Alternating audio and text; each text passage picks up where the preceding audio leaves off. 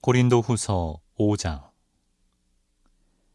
만일 땅에 있는 우리의 장막집이 무너지면 하나님께서 지으신 집, 곧 손으로 지은 것이 아니요 하늘에 있는 영원한 집이 우리에게 있는 줄 아느니라. 참으로 우리가 여기 있어 탄식하며 하늘로부터 오는 우리 처소로 덧입기를 간절히 사모하노라. 이렇게 입음은 우리가 벗은 자들로 발견되지 않으려 함이라. 참으로 이 장막에 있는 우리가 짐진 것 같이 탄식하는 것은 벗고자 함이 아니요 오히려 덧입고자 함이니 죽을 것이 생명에 삼킨 바 되게 하려 함이라. 곧 이것을 우리에게 이루게 하시고 보증으로 성령을 우리에게 주신 이는 하나님이시니라.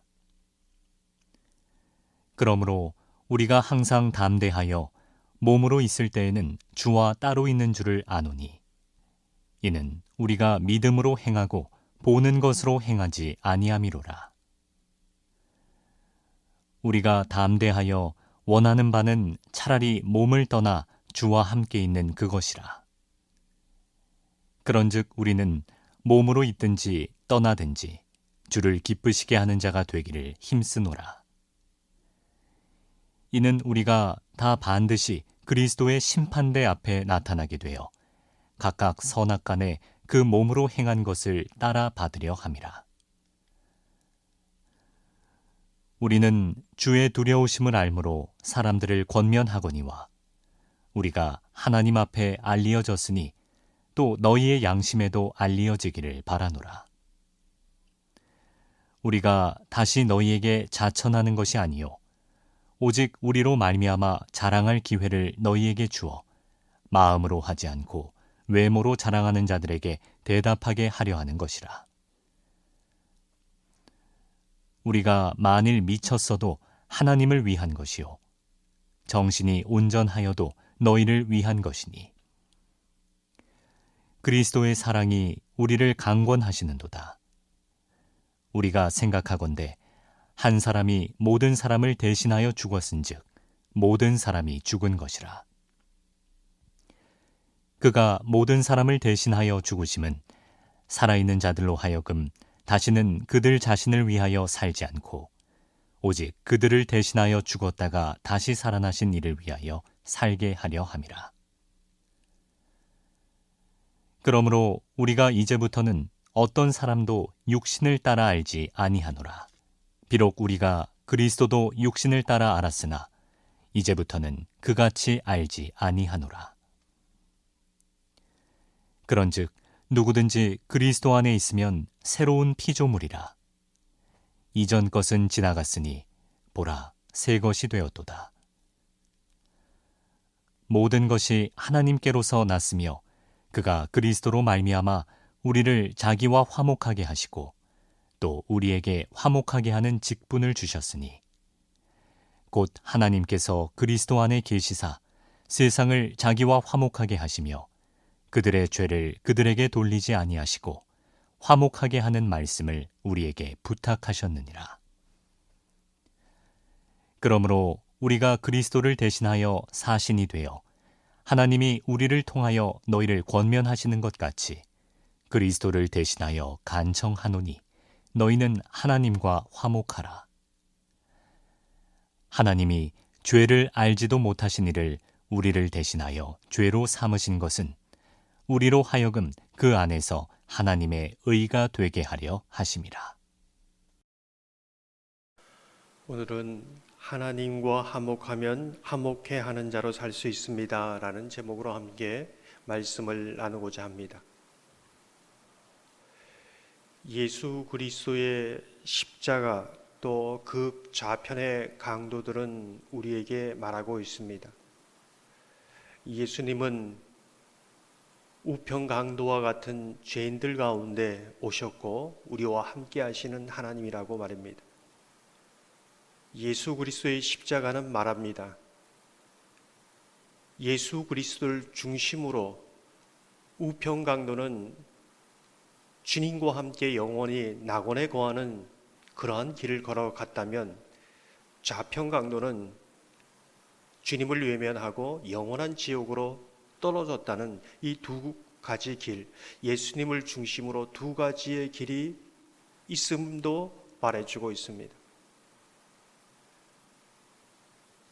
오늘 본문을 보면 두 가지 옷, 두 가지 생명에 대해서 말씀하고 있습니다. 1절 말씀을 보면 만일 땅에 있는 우리의 장막집이 무너지면 하나님께서 지으신 집 곧 손으로 지은 것이 아니요 하늘에 있는 영원한 집이 우리에게 있는 줄 아느니라. 육신을 옷으로 비유했습니다. 육신의 생명이지요. 지금 우리는 이 생명, 이 옷을 입고 살다가 모든 인간은 때가 되면 다 죽습니다. 이 옷을 벗는 거죠. 이 육신의 몸은 흙으로 돌아가는 겁니다. 그런데 이 영원한 옷, 하나님이 손수 지으신 옷, 하나님이 주시는 생명이 있다. 예수 믿는 사람들은 이 생명을 가진 사람이다. 육신의 몸은 흙으로 돌아가지만 하나님이 입혀주시는 영원한 몸, 병들지 않고 아프지 않고 쇠하지 않는 그 몸이 있다. 이게 부활의 몸이다. 예수 그리스도의 부활을 통해서 육체적인 부활의 그 실제와 영광스러움을 우리에게 보여주셨지요. 저 무덤 가운데 있는 예수 그리스도를 성령께서 그의 영으로 그의 생명으로 살리신 것처럼 우리도 무덤에 머물러 있지 않고 우리를 성령께서 예수 그리스도를 살리신 그 생명으로 우리를 살리시고 예수 그리스도의 육체적인 그 부활의 영광을 동일하게 주신다. 그것이 우리에게 있는 소망이고 신비이고 우리에게 영원한 삶의 실제이다라는 것을 말해주고 있습니다.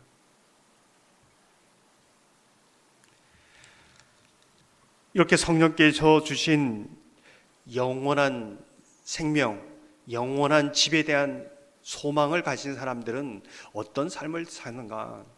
정말 내게 영원한 소망이 있다면 어떤 삶을 살게 된 것인가? 오늘 이렇게 말씀합니다. 8절 9절에 보면 우리가 담대하여 원하는 바는 차라리 몸을 떠나 주와 함께 있는 그것이라.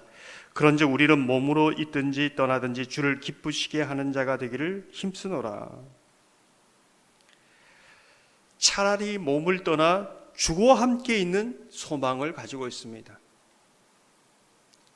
지금 당장이라도 정말 하나님과 함께 영원한 집에 함께 사는 것이 소망입니다. 땅에 영원히 살 소망을 가지지 않은 사람이다. 그 소망을 가지고 산다. 그 소망을 가지고 사는 사람은 이 땅에 어떻게 사는가? 정말 나에게 이러한 은혜를 주셨는데, 나에게 이러한 크신 감당할 수 없는 그러한 생명을 주셨는데, 소망을 주셨는데, 정말 내가 하루하루 오늘 살아가는 것을 주님을 어떻게 기쁘게 하실까? 정말 내 삶을 통해서 주님이 기뻐하시는 삶은 무엇인가? 이것을 물으며 살아간다는 것입니다. 저와 여러분이 영원한 생명을 가진 자로 정말 주님과 영원히 사는 그러한 소망을 가지고 오늘도 정말 나를 통해서 주님 무엇을 정말 주님의 기쁨으로써 기쁘시게 할 것이 무엇인가를 물으며 사는 저와 여러분의 삶이 되기를 소망합니다. 하나님의 모습을 새 사람으로 표현합니다. 17절을 보면 그런즉 누구든지 그리스도 안에 있으면 새로운 피조물이라. 이전 것은 지나갔으니 보라 새 것이 되었도다. 새 사람이라는 겁니다. 지난번에 70세 이상 되시는 분들 시냇물 성경학교를 이번 여름에 하지 않았습니까? 그 70세 이상 되시는 어르신들 영세대라고 불렀습니다. 영원한 소망을 가지고 영원한 젊음, 영원한 청춘으로 살아가는 세대이다. 어떻게 그것이 가능한가? 하나님의 성령이 그 영혼 가운데 늘 새로운 은혜를 부어주시기 때문에 가능한 것이다. 그 은혜를 부어주시기 때문에 겉사람은 점점 죽어가고 늙어가지만은 우리 영혼은 늘 이팔 청춘처럼 늘 한결같이 시간을 초월해서 영원을 경험하는 이제 그런 삶을 살기에 영원한 청춘이지요.